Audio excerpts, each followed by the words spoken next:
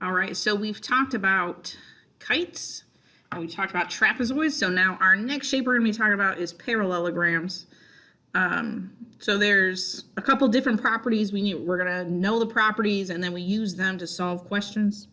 So the first property is that opposite sides are parallel. That's why it's called a parallelogram. And they mark it with the little arrows. So these are the opposite sides. They would be parallel. And the other set of opposite sides are these. We do not use this property very much, but that is like why they call it a parallelogram is because the opposite sides are parallel. Okay, next property is that opposite sides are equal. Now we're going to be using that a lot.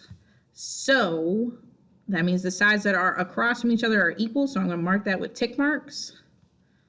So the ones with 1 are equal and the ones with 2s are equal.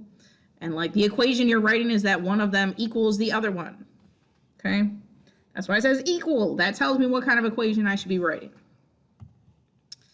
The next property is that opposite angles are equal as well. So we're going to mark in these pictures. So opposite angles means the ones in opposite corners. So like this corner down here and this one in the bottom left and the upper right, those are going to be equal. Equal. That's why they both have the 1 arc mark. Now there's another set of opposite angles. That's going to be the top left and the bottom right. They are also equal. So if you have angles in opposite corners, then we're writing that they are equal to each other. That is the equation you would write. Okay, consecutive angles are supplementary.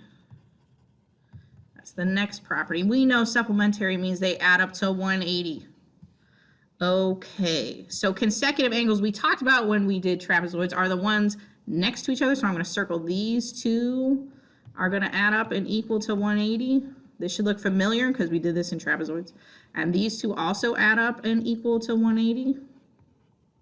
Those are consecutives, the one next to each other. But we also know in parallelograms that the ones side to side consecutive also add up to 180.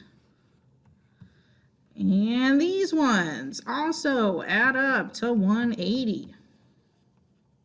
So if you have angles next to each other like this or next to each other side to side, either way they're adding up to 180. That's what consecutive angles do. Okay. And then our last property is that the diagonals are cut in half. So why do we care about that? Well, that means, so here's our diagonals are the whole line. When they're cut in half, that means the point in the middle, that means that this part of the diagonal is equal to this part of the diagonal. Okay, so you would set those things equal. So that is this diagonal cut in half, but the other one is also cut in half. So that means this part right here, we're going to give it 2 tick marks. And this part over here are also equal. They are not all equal to each other. But like the ones on the same line, equal. The ones on the same line, equal. Not all of them. So we're going to use this to solve some questions. So looking at number 1. It says solve for x. So I'm figuring out, are we talking about angles, diagonals, or sides? I can tell that these are angles because they're in the corners. Okay, so I'm going to write these are angles. So I would look at my properties about angles. Oh wait, I passed it. So are the angles that I was given, are they opposite, which means they would be equal, or are they consecutive, the ones right next to each other? In our picture, they are opposite, so that means they're equal. So mine are opposite, which means they're equal. Yay. These are opposite of each other. They're equal, so that's the equation I'm going to write. One of them, 10x minus 22, equals the other one, 8x plus 6. And we solve. Oh, I need to move x's on the same side, regular numbers to the other side. If you still do not know how to solve an equation, like you need to ask your teacher ASAP. You cannot do well in this unit if you cannot solve an equation. 10 minus 8 is 2. And then I'm moving regular number to the other side. It's 2x. This cancels out. 6 plus 22 is 28. Divided by 2. 28 divided by 2 is 14. Final answer.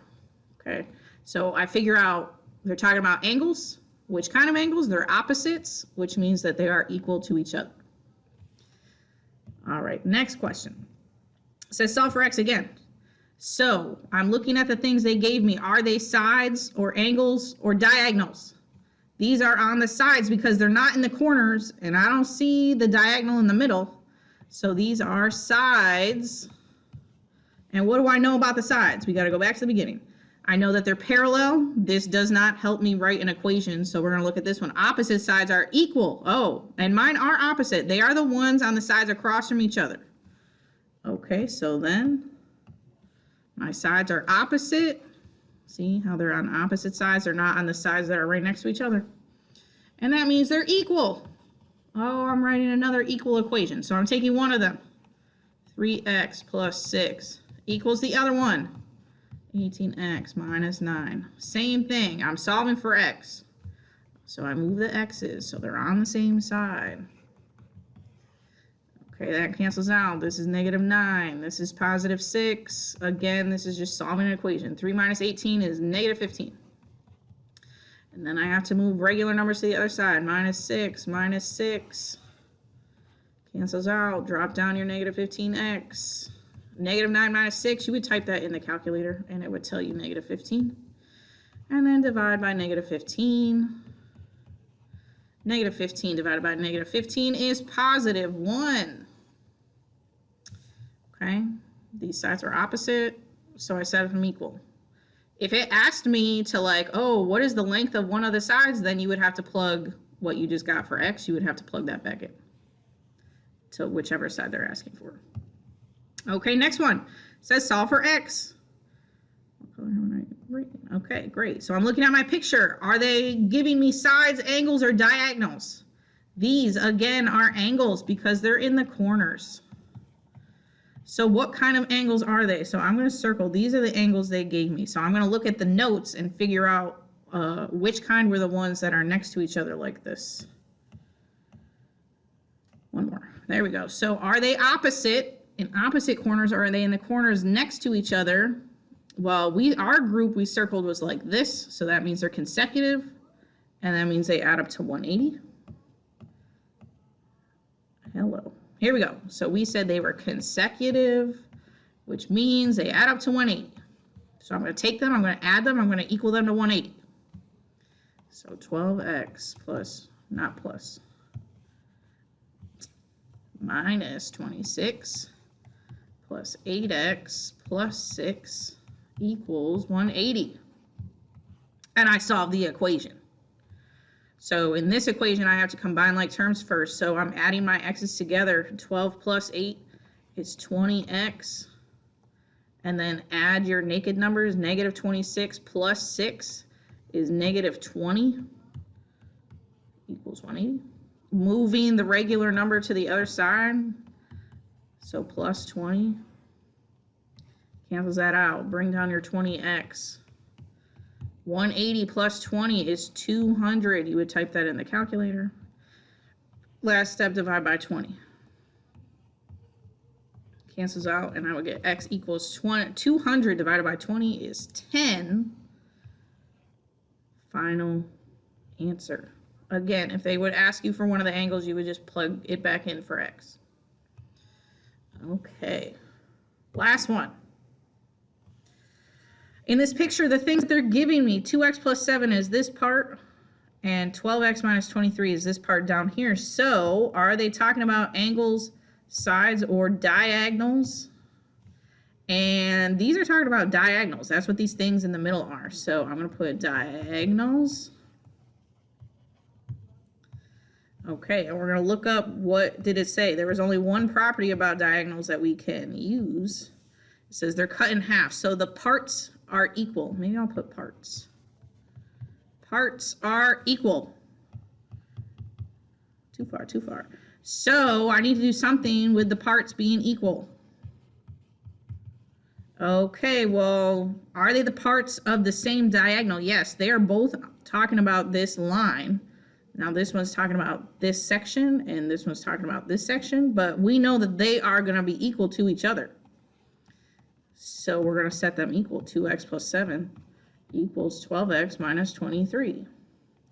Equal to each other. And now I just solve for x. So getting x's on the same side.